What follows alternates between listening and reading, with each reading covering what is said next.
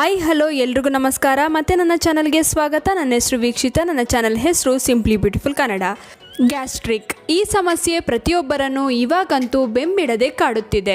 ನಾವು ಇಷ್ಟಪಟ್ಟು ತಿನ್ನುವ ಯಾವುದೇ ಆಹಾರ ನಮಗೆ ಗ್ಯಾಸ್ಟ್ರಿಕ್ ಸಮಸ್ಯೆಯನ್ನು ಉಂಟು ಮಾಡುವ ಹಂತಕ್ಕೆ ತಲುಪಿದೆ.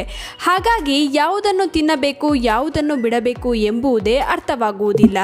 ಇನ್ನು ಪ್ರತಿ ಬಾರಿ ಗ್ಯಾಸ್ಟ್ರಿಕ್ ಉಂಟಾದಾಗಲೂ ನಾವು ಔಷಧಿಗಳನ್ನು ತೆಗೆದುಕೊಳ್ಳಲು ಅಥವಾ ಆಸ್ಪತ್ರೆಗೆ ಹೋಗಲು ಸಾಧ್ಯವಿಲ್ಲ. ಇನ್ನು ವೈದ್ಯರು ಕೂಡ ಗ್ಯಾಸ್ಟ್ರಿಕ್ ಸಮಸ್ಯೆಗೆ ಹೆಚ್ಚಾಗಿ ಔಷಧಿಗಳನ್ನು ತೆಗೆದುಕೊಳ್ಳಬೇಡಿ ಎಂದು ಹೇಳುತ್ತಾರೆ. ಹಾಗಿದ್ರೆ ನಾವೇನು ಮಾಡಿದರೆ ಈ ಸಮಸ್ಯೆಯನ್ನು ಸರಿಪಡಿಸಿಕೊಳ್ಳಬಹುದು? ನಾವು ನಮ್ಮ ಜೀವನ ಶೈಲಿಯಲ್ಲಿ ಕೆಲವೊಂದು ಬದಲಾವಣೆಯನ್ನು ಮಾಡಿಕೊಂಡರೆ ಖಂಡಿತ ಈ ಸಮಸ್ಯೆ ಈ ಜನ್ಮದಲ್ಲಿ ಮತ್ತೆ ನಮ್ಮನ್ನು ಕಾಡುವುದಿಲ್ಲ. ಹಾಗಿದ್ರೆ ಏನಿದು? ಯಾವ ಬದಲಾವಣೆಗಳನ್ನು ನಾವು ಮಾಡಬೇಕು ಹಾಗೂ ಯಾವ ಮನೆಮದ್ದು ಉತ್ತಮ ಎಂದು ಇವತ್ತಿನ ವಿಡಿಯೋನಲ್ಲಿ ತಿಳಿದುಕೊಳ್ಳೋಣ. ನೋಡಿ, ನಾವು ಏನು ಸೇವಿಸುತ್ತೇವೆ, ಎಷ್ಟು ಸೇವಿಸುತ್ತೇವೆ ಎನ್ನುವುದಕ್ಕಿಂತ ಎಷ್ಟು ಚೆನ್ನಾಗಿ ಜೀರ್ಣವಾಗುತ್ತದೆ ಎನ್ನುವುದು ಮುಖ್ಯ. ಆಹಾರ ಚೆನ್ನಾಗಿ ಜೀರ್ಣವಾಗದಿದ್ದರೆ ಗ್ಯಾಸ್, ಹೊಟ್ಟೆ ಉಬ್ಬರ, ಮಲಬದ್ಧತೆ ಮೊದಲಾದ ತೊಂದರೆ ಮುಖ್ಯವಾಗಿ ನಮ್ಮನ್ನು ಕಾಡುತ್ತದೆ. ಜೀರ್ಣಕ್ರಿಯೆ ಸರಿಯಾಗಿ ಆಗಬೇಕು ಎಂದಿದ್ದರೆ ನಾವು ಕೆಲವೊಂದು ನಿಯಮಗಳನ್ನು ಪಾಲಿಸಬೇಕಾಗುತ್ತದೆ. ಸರಿಯಾಗಿ ತಿನ್ನಿ. ನಿಮಗೆ ಎಷ್ಟು ಬೇಕೋ ಅಷ್ಟು ತಿನ್ನಿ. ವಿಪರೀತವಾಗಿ ಆಹಾರವನ್ನು ಸೇವಿಸುವುದು ಅಥವಾ ಕಡಿಮೆ ಆಹಾರವನ್ನು ಸೇವಿಸುವುದು ಇವೆರಡೂ ಒಳ್ಳೆಯದಲ್ಲ. ನಿಮ್ಮ ದೇಹ ನಿಮಗೆ ಸೂಚನೆಯನ್ನು ನೀಡುತ್ತದೆ ಅದಕ್ಕೆಷ್ಟು ಆ ಹೊತ್ತಿಗೆ ಆಹಾರ ಬೇಕೆಂದು. ಅಷ್ಟೇ ಸೇವಿಸಿ. ವಿಪರೀತ ಹೆಚ್ಚಾಗಿ ಸೇವಿಸಿದರೆ ಆಹಾರ ಜೀರ್ಣವಾಗದೆ ಹೊಟ್ಟೆಯಲ್ಲೇ ಉಳಿದು ಗ್ಯಾಸ್ ಸಮಸ್ಯೆಗೆ ಕಾರಣವಾಗಬಹುದು.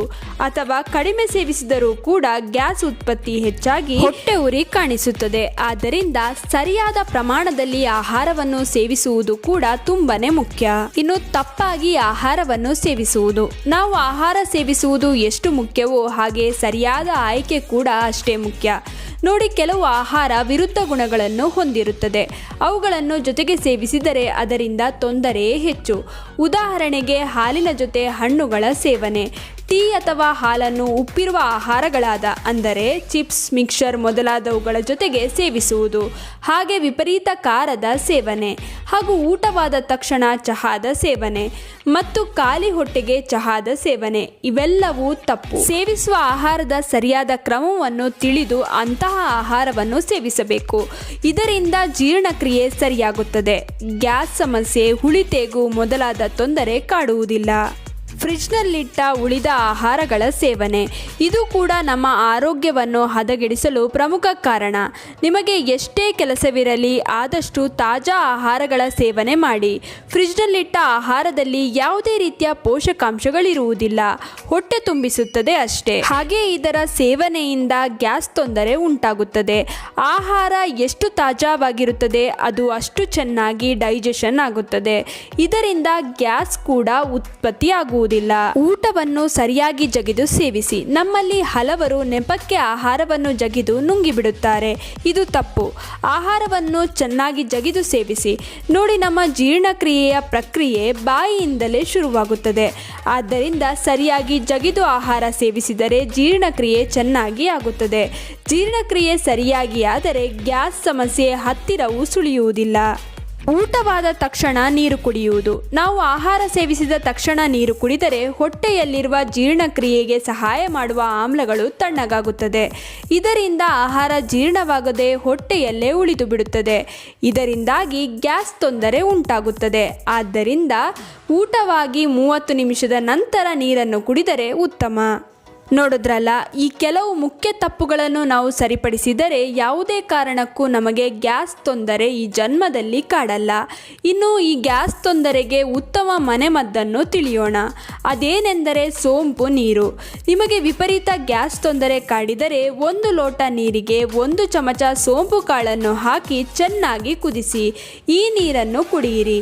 ಇದನ್ನು 5 ವರ್ಷದ ಮೇಲ್ಪಟ್ಟ ಮಕ್ಕಳಿಂದ ಹಿಡಿದು ಯಾರು ಬೇಕಾದರೂ ಕುಡಿಯಬಹುದು. ಇದನ್ನು ಯಾವಾಗ ಮತ್ತು ಹೇಗೆ ಕುಡಿಯಬೇಕು? ಈ ನೀರನ್ನು ವಿಪರೀತ ಗ್ಯಾಸ್ ತೊಂದರೆ ಇದ್ದರೆ ದಿನದಲ್ಲಿ 3 ಬಾರಿ ಪ್ರತಿ ಊಟದ 30 ನಿಮಿಷದ ನಂತರ ಕುಡಿಯಿರಿ. ಇಲ್ಲವಾದರೆ ದಿನದಲ್ಲಿ 1 ಬಾರಿ ಸಾಕು. ಇದನ್ನು ಎಷ್ಟು ದಿನ ಕುಡಿಯಬೇಕು?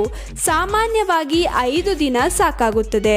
ನಿಮಗೆ ನಿಮ್ಮ ದೇಹದಲ್ಲಿ ವ್ಯತ್ಯಾಸ ಕಾಣಿಸುತ್ತದೆ. ಇದನ್ನು ಕುಡಿಯಲು ಪ್ರಾರಂಭಿಸಿದ ನಂತರ ಹುಳಿತೇಗು, ಹೊಟ್ಟೆಯುರಿ ಮೊದಲಾದವು ಕಾಣಿಸುತ್ತಿಲ್ಲವೆಂದರೆ ನಿಲ್ಲಿಸಿದರಾಯಿತು. ಇಲ್ಲವಾದರೆ ಸಂಪೂರ್ಣವಾಗಿ ಗುಣವಾಗುವವರೆಗೂ ಸೇವಿಸಿ. ಇನ್ನು ಈ ಮನೆಮದ್ದು ಮತ್ತು ಕೆಲವು ಬದಲಾವಣೆಗಳನ್ನು ನೀವು ಮಾಡಿಕೊಂಡರೆ ಖಂಡಿತ ಗ್ಯಾಸ್ ಸಮಸ್ಯೆ ನಿಮ್ಮನ್ನು ಕಾಡಲ್ಲ. ಇನ್ನು ಈ ವಿಡಿಯೋ ನಿಮ್ಮೆಲ್ರಿಗೂ ಇಷ್ಟ ಆಗಿರುತ್ತೆ ಅಂತ ಅಂದ್ಕೊಂಡಿದ್ದೀನಿ. ಹೇಗನ್ನಿಸ್ತು ಅಂತ ಕಮೆಂಟ್ ಸೆಕ್ಷನಲ್ಲಿ ತಿಳಿಸೋದನ್ನ ಮರಿಬೇಡಿ. ಆದಷ್ಟು ಈ ವಿಡಿಯೋನ ನಿಮ್ಮ ಫ್ರೆಂಡ್ಸ್ ಹಾಗೂ ಫ್ಯಾಮಿಲಿ ಜೊತೆ ಶೇರ್ ಮಾಡ್ಕೊಳ್ಳಿ. ಹಾಗೆ ಲೈಕ್ ಮಾಡೋದನ್ನ ಮರಿಬೇಡಿ. ನೀವಿನ್ನೂ ನನ್ನ ಚಾನಲ್ಗೆ ಸಬ್ಸ್ಕ್ರೈಬ್ ಮಾಡ್ಕೊಂಡಿಲ್ಲ ಅಂದರೆ ದಯವಿಟ್ಟು ನನ್ನ ಚಾನಲನ್ನು ಸಬ್ಸ್ಕ್ರೈಬ್ ಮಾಡ್ಕೊಳ್ಳಿ. ಹಾಗೆ ಪಕ್ಕದಲ್ಲೇ ಇರುವ ಬೆಲ್ ಬಟನನ್ನು ಕ್ಲಿಕ್ ಮಾಡಿ. ಹೀಗೆ ಪ್ರೋತ್ಸಾಹ ಕೊಡ್ತಾ ಇರಿ. ಪ್ರೋತ್ಸಾಹ ಕೊಡ್ತಿರೋ ನಿಮ್ಮೆಲ್ರಿಗೂ ತುಂಬಾ ಥ್ಯಾಂಕ್ ಯು.